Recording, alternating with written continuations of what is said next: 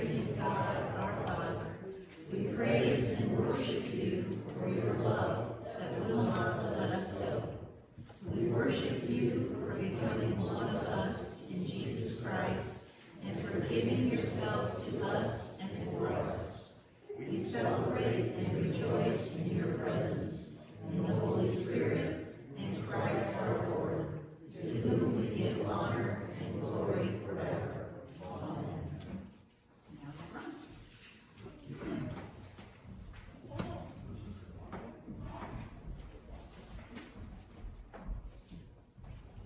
Good morning. That was something else, Beth. I mean, that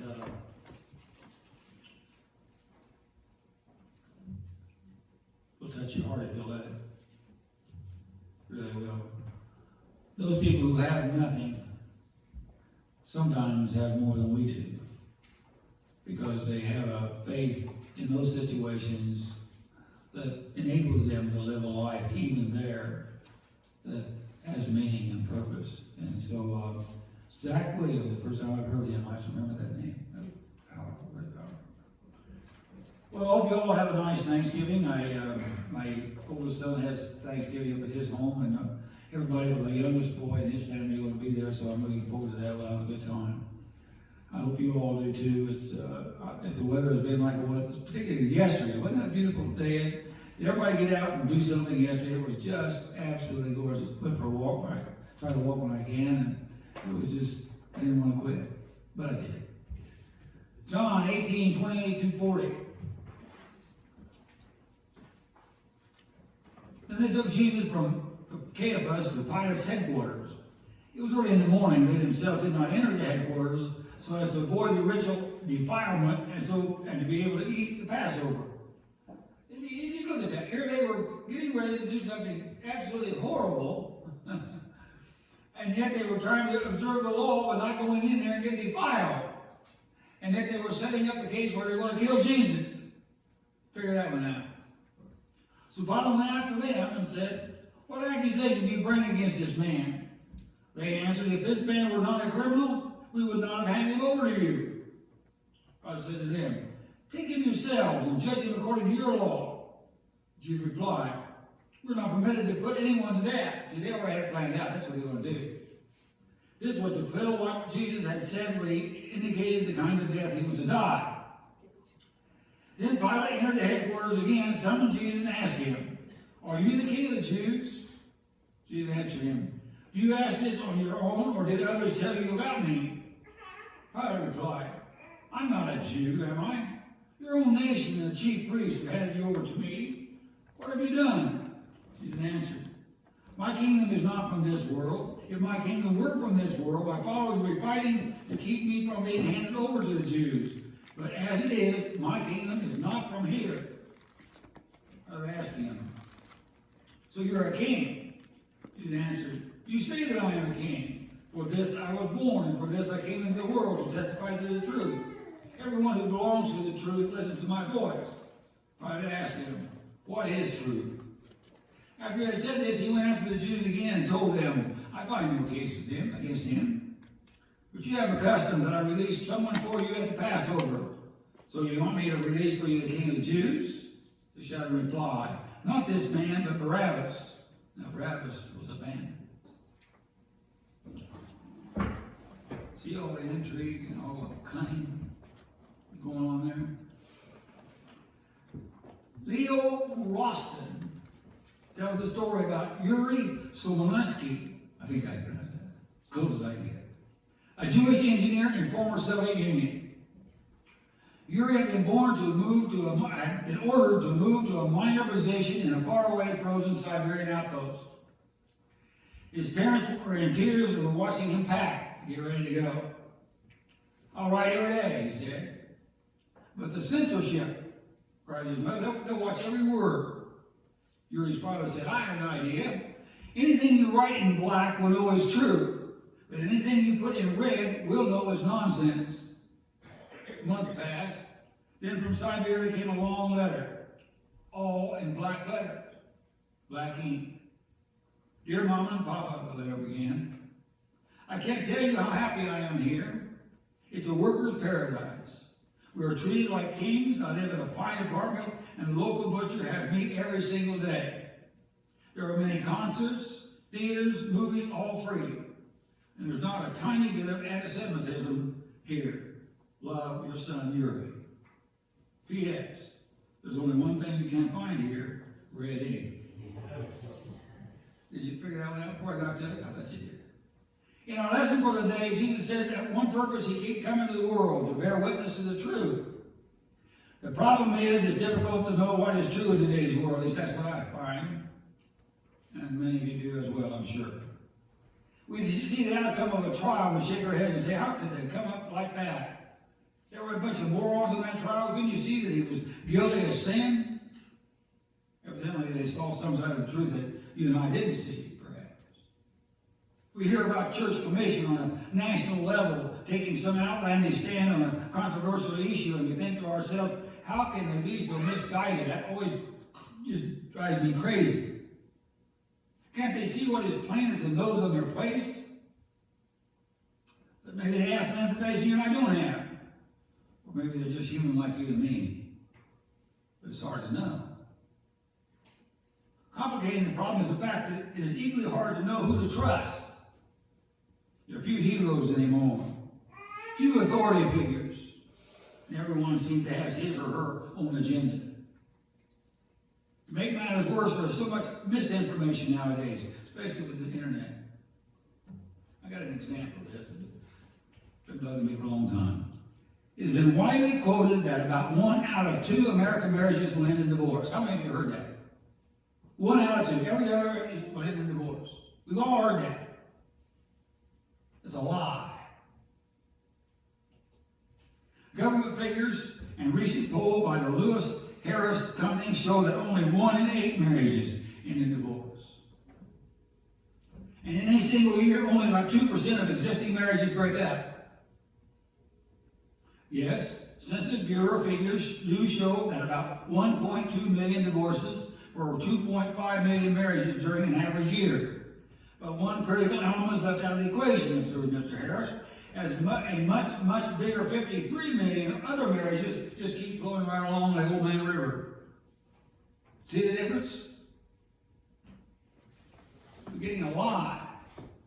Now, does this misinformation really matter? Well, it does if a young couple newly married decide that divorce is no big thing. I mean, at least half people are doing it. It's hard to know what is true and what isn't these days. It'd be great if we had some kind of truth detector that would let us know when people were being dishonest. Sometimes you can tell, but not always.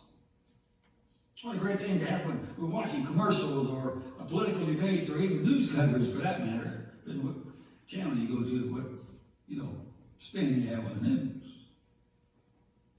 The ancient Chinese had an interesting approach to discovering the truth. They knew that fear shuts off the secretion or flow of saliva in most people. In a stressful situation, they would give a suspected liar a handful of rice to chew.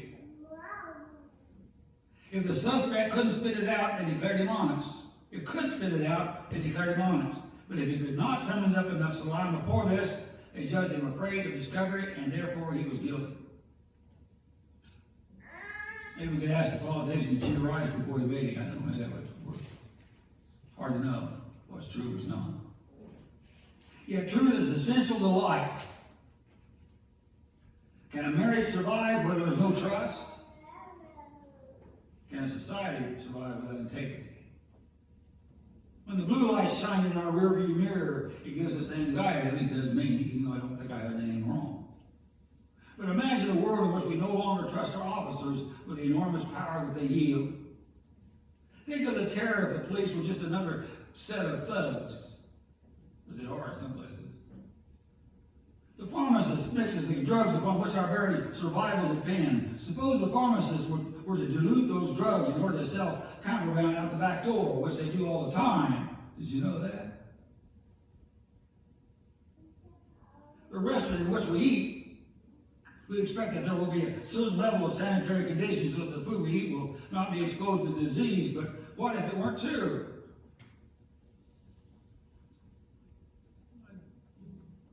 in some of these restaurants where we back room where they cook it. When you ask a question whether a little bit of cheating is a serious matter, ask yourself how it would feel to live in a society where no one can be trusted. Truth, folks, is essential, even when it hurts. In his book, The Different Drum, M. Scott Peck presents an interesting theory about relationships. I want you to listen to this. He says God designed us to yearn for open, honest, authentic relationships. He called it communal relationship. This is the way we were built. The way God created us. But because we choose peacekeeping over truth-telling, we end up in a pseudo-communal relationship. There are marriages, family relationships, or friendships that are strictly service level, and a lot of them, as well as a lot of churches. No one says anything unsafe. They never discuss misunderstandings, or reveal hurt feelings, or air frustrations, or ask difficult questions. The underlying rule of pseudo-community is don't rock the boat. Don't disturb the peace. But it's the counterfeit peace that we get. For misunderstandings arise, but they're never resolved. Feelings beg to be shared, but they're not. Offenses occur, but nobody talks about it. Doubts about the other's integrity creep in, but they're never dealt with. In times, those relationships deteriorate. Secret agendas of hurt and misunderstanding lead to detachment, distrust, and bitterness. Feelings of love soon begin to die.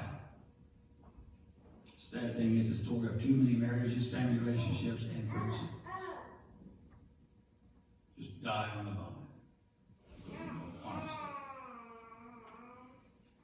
Pike says the only antidote to pseudo-community is chaos.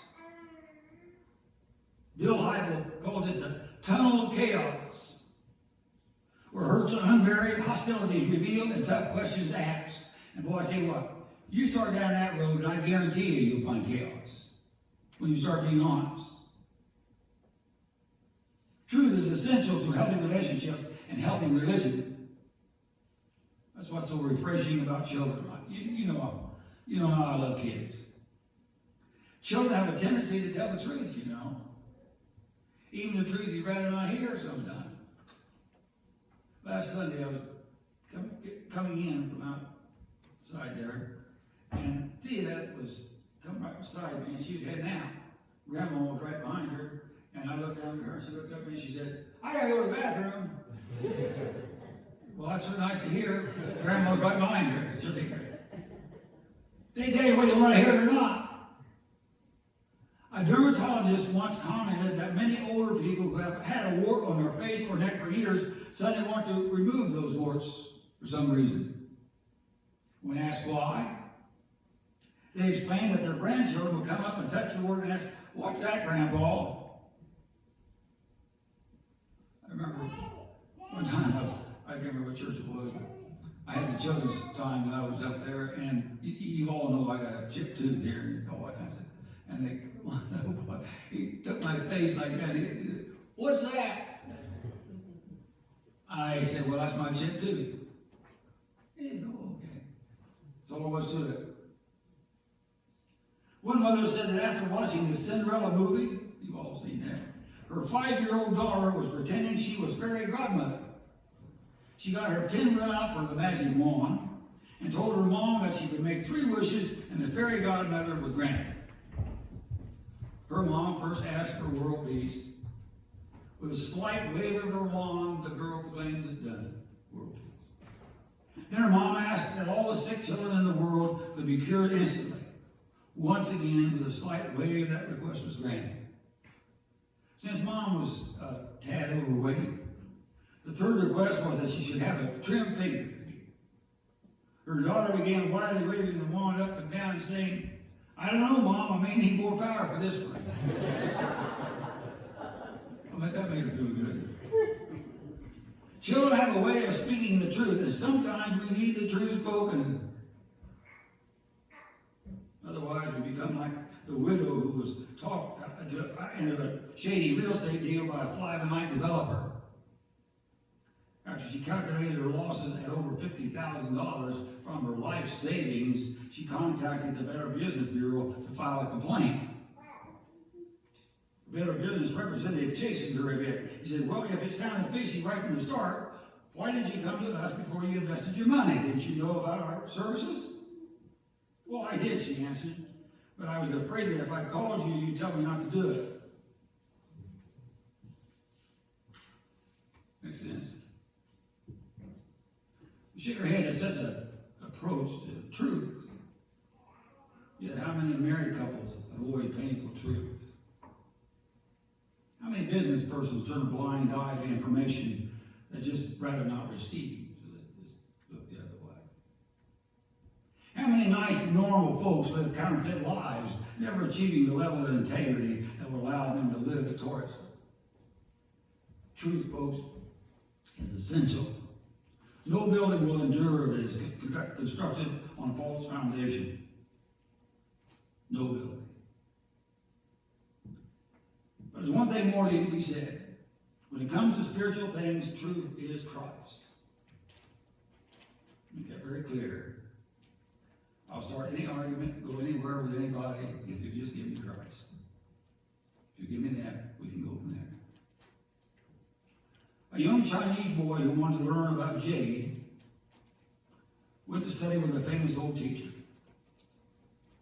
This elderly gentleman put a piece of jade into the little boy's hands and told him to hold on to it real tight. Then the old man began to talk philosophy, men, women, the sun, almost everything under it. After an hour, he took back the stone and sent the boy on home. The procedure was repeated week after week. The boy became frustrated when he was told about jade. He wondered why in the world just keep going on. But he was too polite to interrupt the great teacher. Then one day when the old man put an ordinary stone into the boy's hands, the boy cried out instantly, "That's not jade." The boy now knew the feel of jade. He would never be fooled by something artificial again. There are so many ideas in the religious marketplace these days. Even within the Christian community, there are so many versions of the truth. But when all is said and done, there's only one truth. One truth by which all spiritual practice should be judged, and that truth is this. I know this is cliche, and it's on bumper stickers and on wristbands and everything else. What would Jesus do? That's an honest question. What would Jesus do? What would he say in that situation? I know scholars which the teaching of Jesus are authentic. They discuss whether these are real, added by tradition, all that stuff. I read that all the time. We need to listen to it, but ultimately, it's of little consequence. Faithful believers in the early life of the church selected this body of information that we collected in the 4 Gospels and said that for us, this is the way, the truth, and the life. This is God revealing good news for our world. Those 4 Gospels. They concluded that this is the accurate account of the life and ministry of the Word made flesh called Jesus. This was their testimony, folks. Good enough for them. It's good enough for me. The truth is Christ. Period. Final story. Steve Brown tells the story of a British soldier in the First World War who lost heart for the battle and deserted. There's a lot of that, actually. It's one. Trying to reach the coast for a boat to England that night, he ended up wandering in the pitch black night, hopelessly lost. In the darkness, he came across what he thought was a signpost. So dark, he began to climb the post so he could read where he's going. As he reached the top of the pole, he struck a match to see, and he found himself looking squarely into the face of Jesus. He had realized that after running into the signpost, he had climbed a roadside crucifix instead of a signpost. Brown explained, then he remembered the one who had died for him, who had endured, and who had never turned back. The next morning, the soldier was back in the trenches. You and I are looking for signposts to help us determine what is true and what is not. what is worth giving our lives to and what is not. Maybe, just maybe, what we need to do is to strike a match in the darkness and look into the face of Jesus.